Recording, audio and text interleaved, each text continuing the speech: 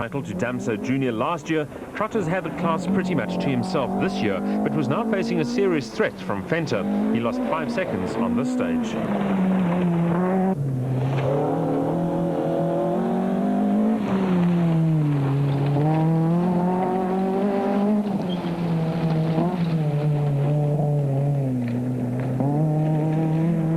Top car BMW of Cliff Blackman and Johan Claassen had also experienced a torrid start to the year, and all they asked was to make it to the finish. A puncture didn't help their cause for a competitive stage time, but they were prepared to take it easy to avoid further damage.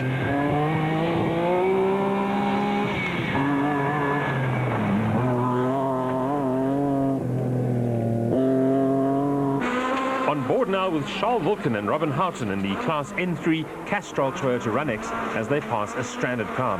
Vulcan made the switch from track racing to rallying this year and is impressed in the season thus far.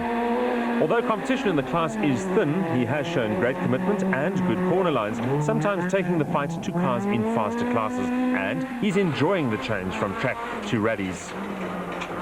Back on board as he launches into a tight 90-degree corner before passing the Tony Ball Dean Breedlinghuis Bulwerpaal polo player, another victim of the rough opening stages.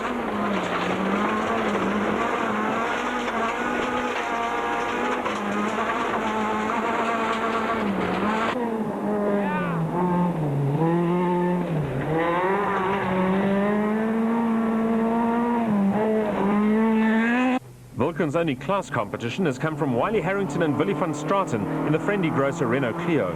Unfortunately, the Renault has proven fragile, only finishing the first event of the year. They would retire yet again with a failed clutch in this stage. Skalkberger Jr. was back in the fray in his G&J panel beaters Toyota Corolla. Teamed with Bumpy van Gruenen in the navigator's seat, they would challenge for the Class A6 lead. Driving a rented Subaru Impreza, Rob de Preer and Richard Gernholz were putting in a strong run on day one, despite not being at all familiar with the characteristics of the car. The Sabi Primary School rugby fields provided a comfortable service point for the technicians to fettle the cars before the night stages, while spectators looked on. Enzo, 5 stages down, going into the night stages. You right where you want to be? We're leading at the moment, but you know, this is the first leg of a longer event, and we've been pushing on some of the stages. Obviously, trying to make sure that we don't lose too much time. Running first on the road has got a disadvantage with these high-powered front-wheel drive cars looking for traction all the time. So we've had to push a bit, and we had a good long stage. And the last one we gave away a bit of time because it was very rough. Yeah, the roughness is quite a talking point. A lot of cars broken already. How is it out there? No, it's rough. Let me tell you, it's sometimes difficult to keep your foot down over the rocks, and a lot of washaways, you know. You find the shocks going right through and the floorboards hitting with rocks. You really have to look after the car, otherwise you're gonna lose wheels and hit corners off the car. Etienne Lawrence, you're looking pretty relaxed. The first 5 stages obviously went almost according to plan. Yeah, we had a tie rod bend in stage 1 and a gear shift linkage bolt came loose now in the last one for 5Ks. We were stuck in second gear. But apart from that, yeah, it's going all right, very rough out there. So basically trying to get through without any hassles, any punctures and stuff like that. Yeah, and basically get through today for tomorrow. Even with your troubles, you're well ahead, so obviously, or got a class lead. So I mean, you've obviously been pushing where you've needed to. Yeah, I think we've got about a half a minute to 40 seconds on Herfen, and then behind them, I don't know how far they're behind Herfen. We in 17, I think, behind Fernando, so within reach still. We might take some time now on the class stages. After 5 stages, Kuhn held a 13-second lead over teammate Habich with the first 6 cars covered by just over 1.5 minutes. The column on the right shows the time difference to the leader. The traditional Sabi in-town stage has become extremely popular with the local townsfolk over the years, and spectators lined 6 deep to get a view of the action. Although the drivers hate them, these stages go down well with the public, even if they are a little dangerous for spectators. The Sasol Sabi Sizzler, as this one was called, was an exceptionally tight 880-meter sprint outside the town hall and library.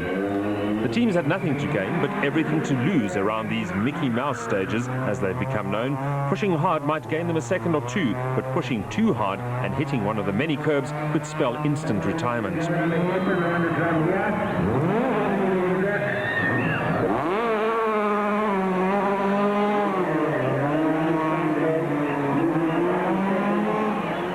Watch how close Kuhn comes to clipping some of the curves. With a course seemingly tighter this year than in the past, getting the cars around some of the tighter corners often proved difficult. Dancer Jr. proved to be the king of the stage, taking a 1-second win over renowned tight stage master Lawrence. Habich and Duplessis in the Subaru shared third fastest time. The crowds loved every minute of it though.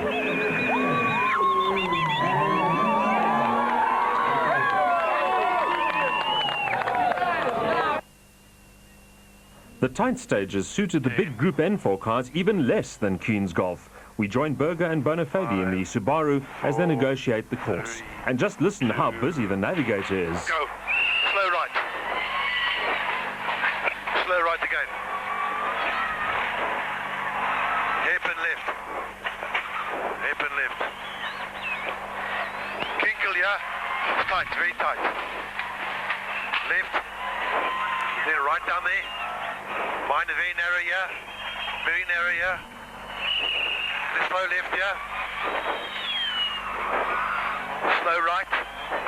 Slow left. Hairpin on the right hand side. Hairpin here. Right left. Right left here. Hairpin here.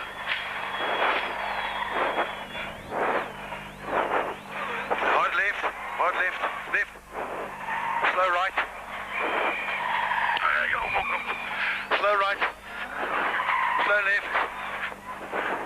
Kink here. Right left. Kink here.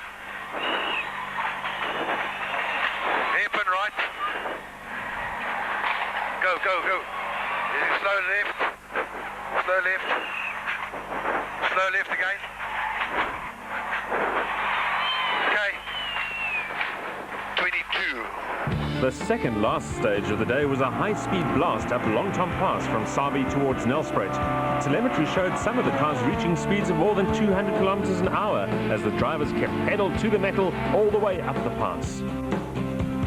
At the end of day one, Kuhn had stretched his lead over Habich slightly, while less than 2 minutes covered the top six. Ferreira and Da Costa had slipped into 10th spot. Skalk Berger, he often takes the first day to get going, but yesterday came out firing right from the word go, and he's really right up there with the leaders. Well, maybe he practiced a bit on Wednesday. He's got to start early in the week. No, he did well, and I think it started a bit slow, but towards the end of the day, he was really flying. And I think, the damp conditions might help him a bit today. There's going to be obviously no dust. And Skalk said having a cool go. But Rivera also had a few problems yesterday, and he's only 30 seconds behind Skalk. So I think the two of them might close in on the dice in front. The first stage of day two was Nelspruit's famous Spaghetti Junction Super Special, which has become very popular with fans despite its early morning start. The attraction is that two cars go head-to-head against each other, although they take different routes through the stage. We let the action do the talking as Kuhn and Habich take each other on.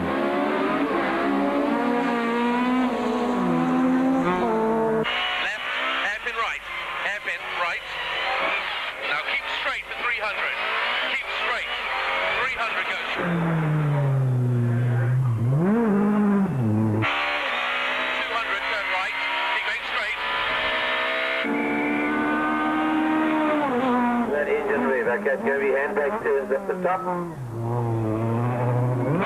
to the right, chicane to the left. 100, turn left. Turn left. 150 to a U-right. U-right, hairpin here. Hairpin right.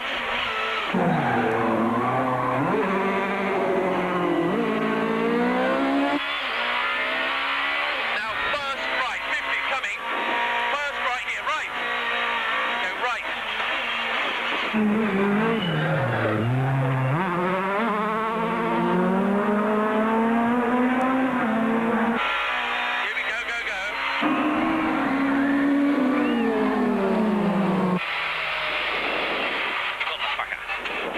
just edged out his teammate to the line as we go in car with Rueda and Swanepoel challenging Berger and Bonafide in an all-N4 battle.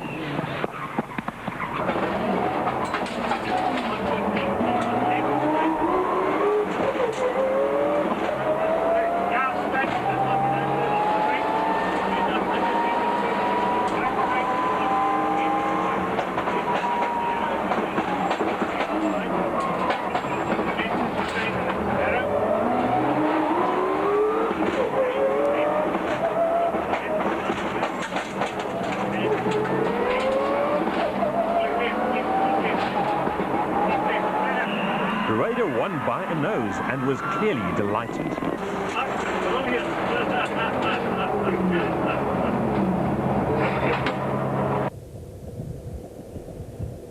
After the super special, it was back into the forests, much to the relief of the drivers. 3, 2, 1, go. On board with Berger in stage 10, watch out for Douglas Judd on the side of the road, warning crews that Habich has gone off. 200.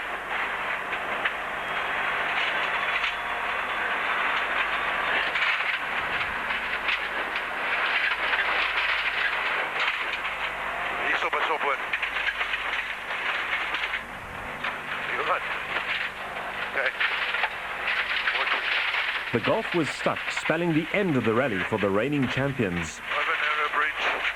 Over narrow bridge. Keep right. See what happens in the first stage. Ja. Maar ze kak draai daar, hè? Ja, baie kak. A repentant Habich explained his retirement to Volkswagen team boss Andre van der Watt. With his main opposition out the way and a relatively healthy advantage over the rest of the field, Kuhn could afford to ease his pace a little. Sensibly, he conceded stage 11 to Fecken, Lawrence and Damser Jr. With the championship leaders both out of the rally, this was a perfect opportunity for Kuhn to make up valuable points on those at the top of the log. The Sasol Rally has smiled favourably on the lanky Capetonian over the years, and he was now heading for his 4th win on the event if he could keep it all together. Victories in Adawu and in the Sasol Golf on last year's event are already etched on the event trophy, but more than anything, Kuhn is still searching for that elusive first overall national championship title. He was in contention for last year's title all the way to the final round, but a mistake on the very first stage led to retirement. That immediately gave the title to Habich, but it was an expensive mistake. Habich retired later in the event. Just finishing the rally would have secured Kuhn the title. He must still suffer recurring nightmares after that stage. 200 over a jump. 100 over a jump. Into 150 to a left 4. Left 4 coming.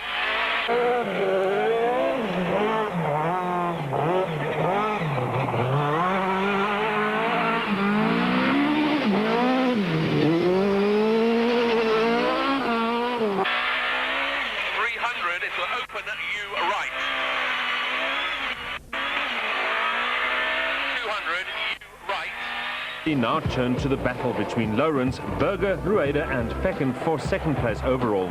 Just a few seconds covered the bunch. Berger had surprised everyone by winning the last stage of the previous day, the tight White River Round the Houses special in the cumbersome Subaru. He was now locked in a tough battle for his place on the podium and to keep Rueda from taking the Class N4 honours. But Raider was in trouble. The Mitsubishi suffered a damaged differential on day one, and the Spaniard expected it to fail at any point.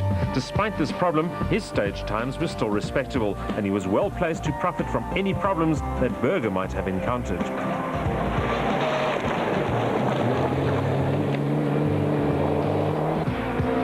Lawrence had managed to hold on to his class lead at the overnight stop despite losing valuable time with a broken gear linkage. However, his class lead and third place overall was coming under threat from Fecken, who had been blindingly fast on the opening stages of the day. It was a difficult call for Lawrence. Should he ignore the challenge from Fecken and drive to protect his huge championship lead, or should he respond to the player and push the car to the limit? Fecken was simply sensational on this 18-kilometer stage. He went 9 seconds quicker than the next fastest man, who was Lawrence.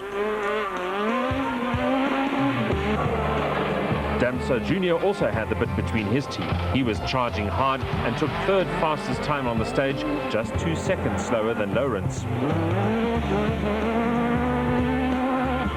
With a competitive car at his disposal, Fecken was enjoying every moment behind the wheel. Duplessis and van Westenhagen's crew had been unable to repair the Oda overnight, forcing the pair to continue guessing the distances. They had also survived 2 flat rear wheels in stage 4 and hitting a drum in stage 8, but were still running comfortably in the top 10.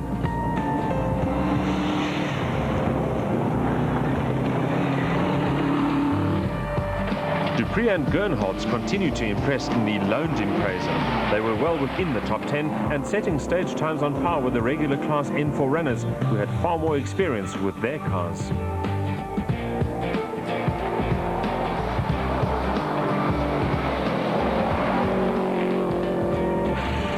Habich watched his teammate pull into service and was left to ponder the valuable points that were lost in that ditch in stage 10.